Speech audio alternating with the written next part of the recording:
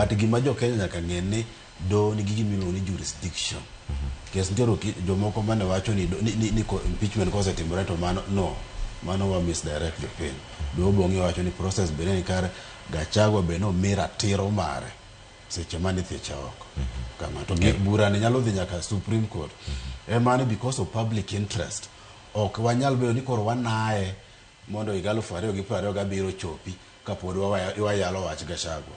In the interest mar jopiny kata public interest, onego bed ni gini kara mana ndalo 30 kende wasetieko weche go te, nikech wanyalo dhi e constitutional crisis ka onge jalup ker to ker be owuondre ni onge.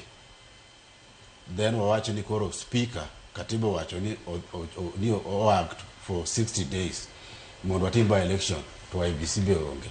Koro odwa ni gini watim piyo wayudi jalup ker mondo wuotho manyien.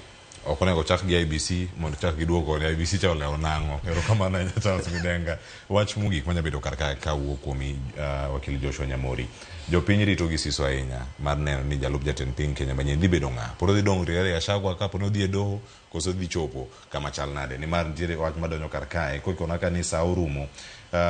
Ntie ote modonjo kar kae mano mar Sam Jakom owacho ni ndalo mathoth kuom pacha wach rigadi onego beda puonjre jotendwa. Siasa mar dhoudi onego rum Kenya kendo jotendwa onego ong'e pogo diere siasa kod diere tich gin mage. Weche Gachagua nosebedo kare kendo nokelo pogruok, nosebedo sum kendo kelo pogruok achaya ne dhoudi mamoko manyalo nyayo tulo. Ruto yiero jalupne machielo manyalo nyayo kwe kendo riwo wi Uganda mano